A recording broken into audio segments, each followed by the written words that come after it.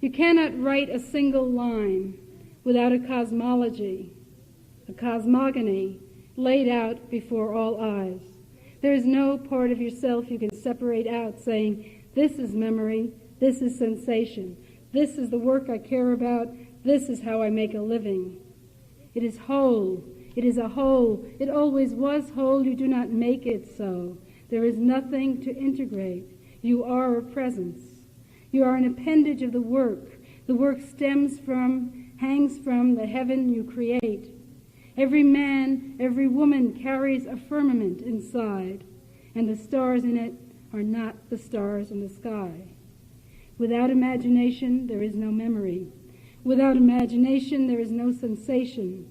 Without imagination, there is no will, desire. History is a living weapon in your hand, and you have imagined it. It is thus that you find out for yourself. History is the dream of what can be. It is the relation between things in a continuum of imagination. What you find out for yourself is what you select out of an infinite sea of possibility.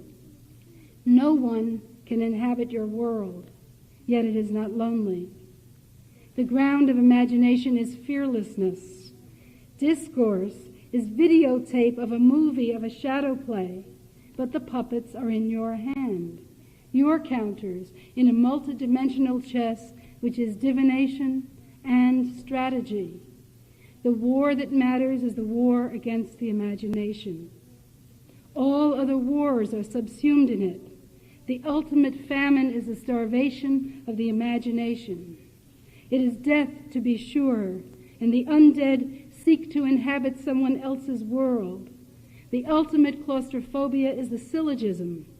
The ultimate claustrophobia is it all adds up. Nothing adds up, and nothing stands in for anything else.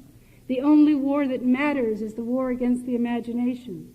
The only war that matters is the war against the imagination. The only war that matters is the war against the imagination. All other wars are subsumed in it. There is no way out of the spiritual battle. There is no way you can avoid taking sides.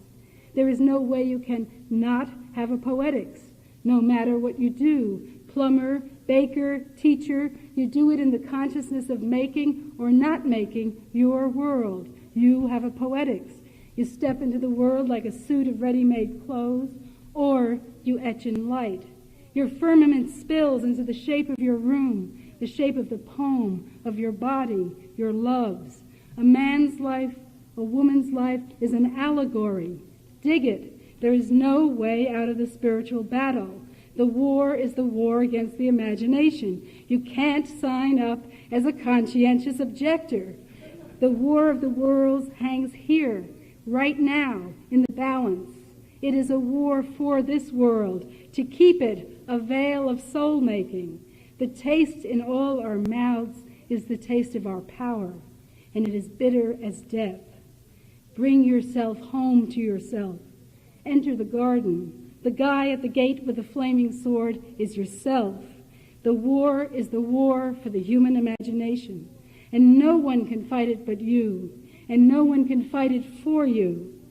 The imagination is not only holy, it is precise. It is not only fierce, it is practical. Men die every day for the lack of it. It is vast and elegant. Intellectus means light of the mind. It is not discourse. It is not even language. The inner sun. The polis is constellated around the sun. The fire is central.